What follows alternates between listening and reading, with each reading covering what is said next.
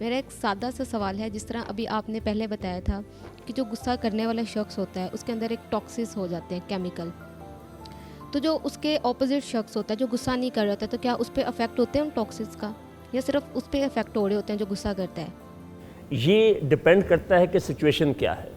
دیکھیے دفتروں میں جو آفیسرز کو مینجمنٹ سکھاتا ہوں، جب آپ آفیسرز اپنے سب آرڈینیٹ پہ غصہ کر رہے ہوتے ہیں تو بیٹ پیپ کس کا شوٹ کر رہا ہوتا ہے؟ اس کا اپنا کر رہا ہوتا ہے۔ نروس سسٹم کس کا خراب ہو رہا ہوتا ہے؟ اس کا اپنا ہو رہا ہوتا ہے۔ وہ تو over the period of time 2-4 دفعہ سن کے عادی ہو جاتا ہے۔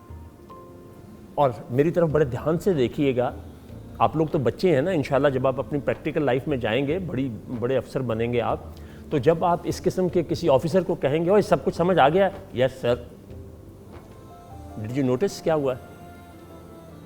اس نے سر یوں ہلا دیا۔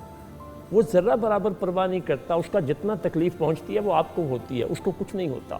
اس کو اگر ہوتا ہے تو وہ آپ کی طرف سے دی ہوئی گالی، آپ کی طرف سے دیا ہوا ریپریمینڈ جو ہے وہ جتنا حساس ہوگا، اس کے جذبات ایموشنز جتنے سینسٹیو ہوں گے، وہ اتنا ہی اس سے ایفیکٹ ہوگا۔ ایک دفعہ ایک شخص آیا، وہ اپنے شاگردوں کے ساتھ بیٹھا تھا، تو آنے والے شخص نے بہت شد و مت سے اسے غصے سے گالیاں دیں۔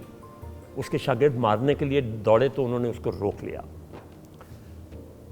اب وہ شخص گالیاں دے کے چلا گیا تو انہوں نے کہا استاد صاحب انہوں نے آپ کی اتنی توہین کی، اتنا آپ پہ غصہ کیا، اتنا وہ آپ پہ چلایا، گالیاں دیں، تو آپ کو برا نہیں لگا؟ کہتے ہیں بہت لگا۔ تو پھر آپ نے اسے کچھ کہا نہیں؟ نہ ہمیں کچھ کہنے دیا۔ تو کہنے لگے ایک بات تو بتاؤ، اگر کوئی شخص آپ کو کوئی چیز دے،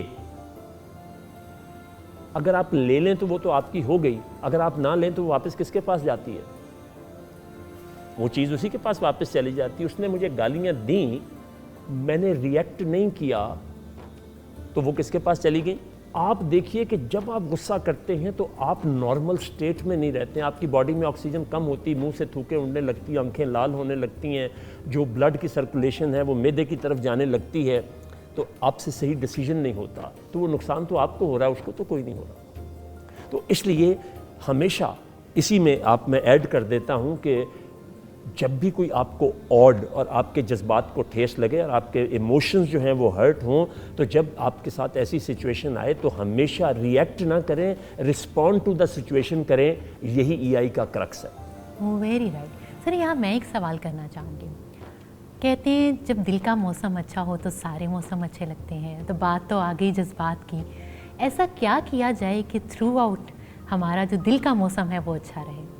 اپنی خواہشات اور تمناؤں کو جتنا مختصر رکھیں گے، آپ میسر کو جتنا مؤثر کر لیں گے، جتنا جو آپ کو حاصل ہے اس کے اوپر اگر آپ خوش ہو جائیں گے، اس میں خوش رہنا سیکھ لیں گے، تو آپ کے دل کا موسم ہمیشہ اچھا رہے گا، آپ کو ریگریٹ نہیں آئے گا۔ میں اس کی ذاتی مثال ہوں، میں عمر کے اس حصے میں بھی کوئی ریگریٹ نہیں ہے مجھے، میرے دل کا موسم بہت اچھا ہے۔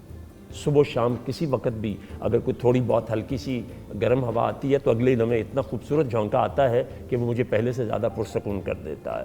تو اپنی صلاحیتوں پہ اعتبار کریں، اپنی نیت کو اچھا رکھیں، اور سچ مچ آپ کو ایک بہت بڑی بات بتاؤں، یہ میں نے اپنے آپ پہ پریکٹیکل کر کے دیکھا ہے۔ آپ دوسروں کے بارے میں صرف اچھا سوچنا شروع کر دیں، آپ کا دل کا موسم اچھا نہیں، ایگزامپلری ہو جائے گا، انتہائی اچھا ہو جائے گا، اور پھر کبھی اس پہ خزاں نہیں آئے گی۔ کیوں؟ اس لیے کہ وہ جو اوروں کے لیے رکھتے ہیں پیار کا جذبہ، وہ لوگ کبھی ٹوٹ کے بکھرا نہیں کرتے۔